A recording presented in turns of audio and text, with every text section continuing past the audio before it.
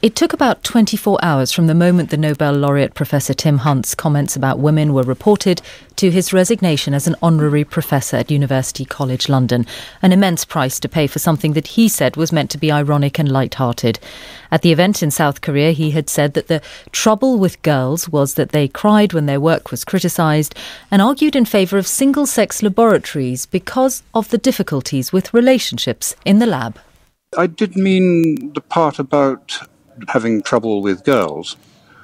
I mean, it is true that I have fallen in love with people in the lab, and the people in the lab have fallen in love with me, and it's very disruptive to the science, because it's terribly important that in a lab people are sort of on a level playing field, and I found that these emotional entanglements made life very difficult.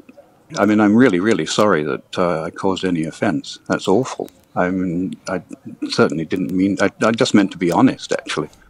Was there an overreaction to what Professor Hunt said? He's lost his UCL position over it and been mocked on social media with widespread use of the hashtag #distractingly_sexy, often with women scientists posting pictures of themselves at work.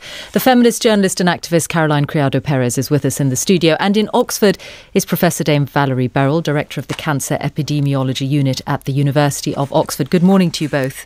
Morning. Good morning. Professor Beral, what did you think of the reaction this week to what Professor Hunt said?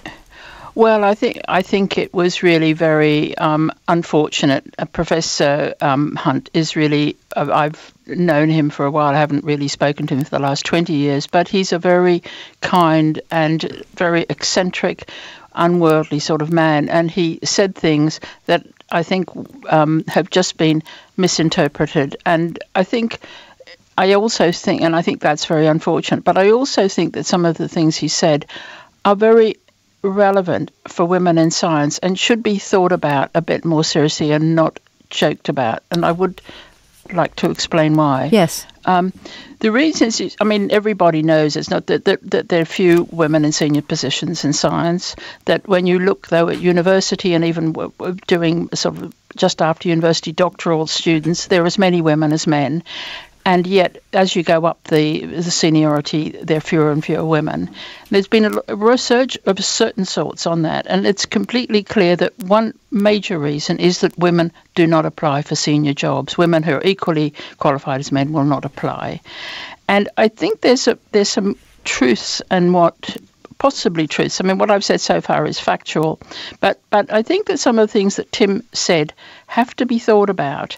And I think that even though he said them awkwardly and have been misinterpreted, I think they are directly relevant to women, because I think women find, I mean, it's very exciting to work in a lab out of university with all these very bright people doing interesting work, but things happen in that context. As he said, people fall in love, out of love, have affairs, criticise each other, often very intensely.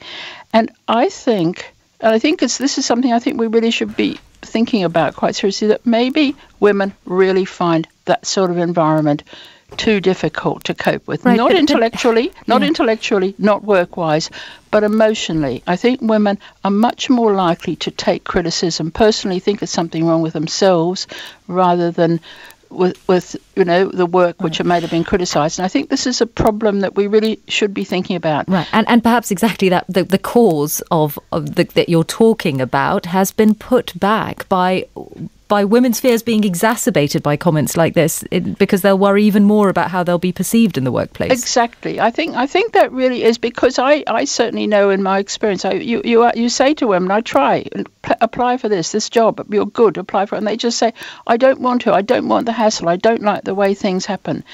And it's that, and it's not necessarily, of course they're sexist, and I don't think Tim Hunt is a sexist, of course they're sexist, there are all sorts of things that go on, but there is this, to me, a problem that women don't feel, they're too concerned about the way they're perceived rather than the way their science is perceived. Carolyn Creasia Paresis, let's just go back to the reaction, and particularly the reaction online on social media to what Professor Hunt said. Was it an overreaction, do you think? I actually thought the distractingly sexy selfies were actually really funny, and I thought that was actually a very good way of dealing with that kind of comment, to not take it in this very serious manner, but to just frankly show it up to be the ridiculous thing that it is. The idea that women wearing these goggles and wearing these huge boots and things should be somehow, because women have this mystique, and we can't help these, turning these poor little men scientists into sort of puddles of desire. Right, but do you accept that by doing that, the effect of it was to ridicule him for something that he put his hands up and said, look, I didn't mean to offend, and he stood by some of what he said, but he did say he was sorry. He did say he was sorry, but ultimately I think he did kind of stand by everything he said. Ultimately, he sort of said, well, actually, women are kind of over-emotional, and also, there is this problem with relationships. My concern is more with when we allow public reaction to dictate what happens outside of the internet, when we allow public, for want of a better word, online mobs to be able to dictate what a university is going to do, whether or not they're going to allow someone to stay in their position or not. I think certainly the comments that he made displayed a level of prejudice that I would be very worried if he were, for example, being in charge of grant applications or PhD applications, because if he really thinks that women are too emotional to be able to engage in science properly, then I would suggest he's too prejudiced to be able to be objective. But I'm not clear from what you're saying whether you think it was right for him to resign from the position he held at UCL, or whether you think that was an overreaction of taking the criticism online outside the online sphere. Well, because I don't know exactly what the situation is in UCL, whether there's anything from beforehand that this was playing on as well. If it was literally just because of these comments, no, I don't think that resigning was absolutely the only thing that could be done. I think that they could have perhaps reviewed the decisions that he was taking and the positions where he had authority over women's careers. I think that there is. I do feel slightly concerned over the sort of progressive section of society that seems to leap from someone making a comment that we disagree with to immediately they are cast out and ostracised. It's hounding. It is hounding, and I do worry about. Well, for two reasons. One is that, the idea that it's just a couple of bad apples actually, I think, takes away from what is a structural problem. And I don't think it's just about getting rid of a few sexist men.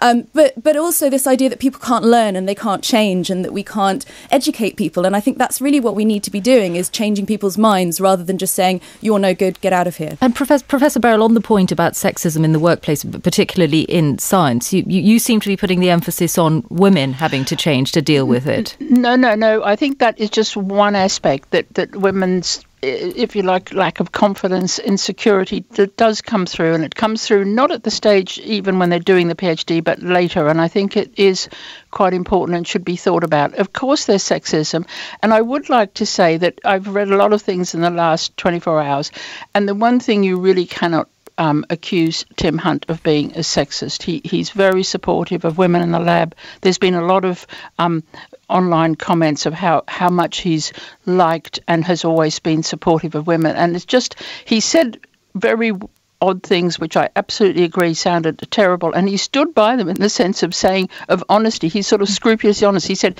yes, I did say that. He didn't say... I was wrong.